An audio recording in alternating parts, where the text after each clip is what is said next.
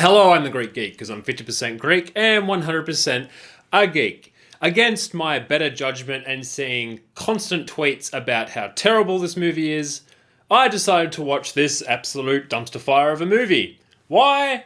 Because I needed some new movies to fucking talk about. You know, it really takes a special talent to take an hour-and-a-half movie and make it feel like that it's running for 3.5 hours.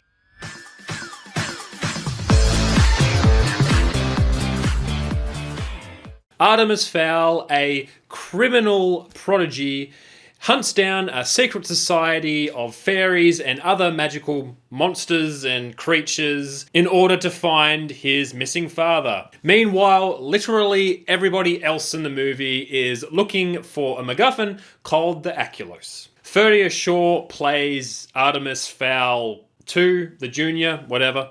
He is a 12-year-old and is a criminal mastermind. Since he doesn't really do any criminal acts in the movie, he's not really a criminal then, is he? He talks about how intelligent he is and how inferior everyone else's intelligence is to him. And apparently in the books he's more of a villain, but in this one he is just an asshole who thinks very highly of himself. Lara McDonnell plays Holly Short, who is an 84-year-old elven fairy thingamajiggy, and she's a part of their police force or their army or their enforcement or whatever the hell she is.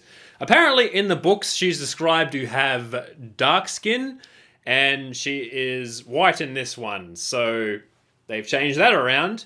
But they've done the same thing with the character of Dom Butler, who is played by Nosno Anozi. He is described to be a Eurasian character who can infiltrate a lot of different countries because of his Eurasian appearance. But in this, he is African and he has blonde hair and blue eyes. So he stands out like an absolute sore thumb. So I'm not sure why they did these different changes with these characters. So, I don't know, Kenneth Branagh thought it would be a good idea. Tamara Smart plays Juliet Butler, who is Artemis Fowl's best friend. And boy, do we not see that in this movie. She is barely in this movie. She appears in a few scenes, does nothing quite literally, and then disappears. You do not think that this person is Artemis Fowl's best friend. Josh Gad plays Mulch Diggums, who is a dwarf, but he's a regular-sized man, and you know it's a terrible movie when I think that Josh Gad is playing the best character in the whole movie. They have fucked up so badly. But he's trying really hard with this like gravelly, gruff voice, and when he's yelling out, you can actually hear his real voice coming out.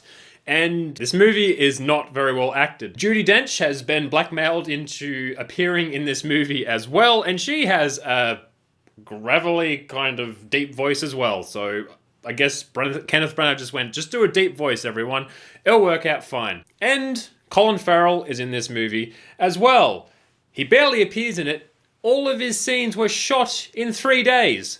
So that should tell you how much he's actually in this movie. And most of the dialogue in this movie is expositional. Everyone is trying to inorganically explain what's been happening, what is happening, the world, what's happening with everyone, what these fairy things are. It's just so 99% expositional dialogue with no characterization. So I'm actually going to talk about something that I actually liked in this, as weird as it is to say.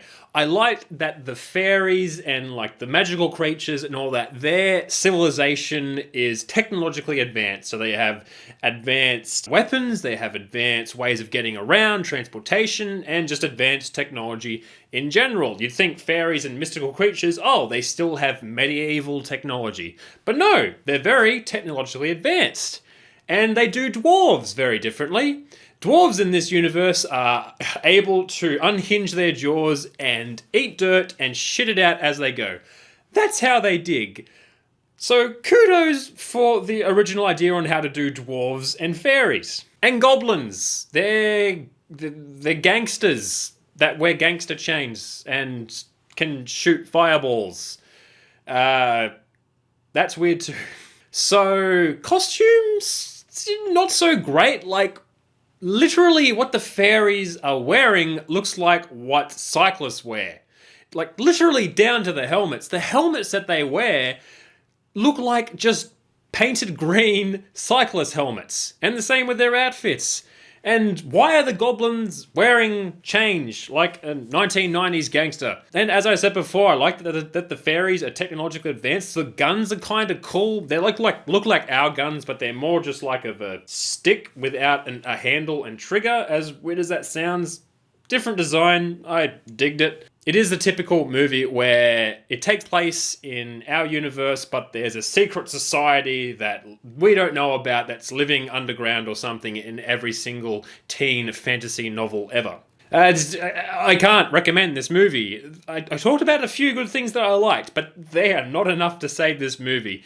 It is an hour and a half. It feels like so much longer. I have no idea how they achieved this. Acting, very poor. Children might enjoy this movie. I did not, so can't recommend this one.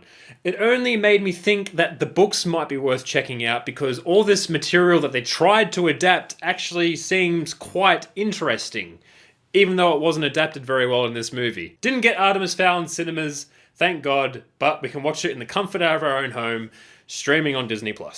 As always, thank you for listening to me ramble on about a movie for a few minutes. I do appreciate it. Thank you again, and I'll catch you next time.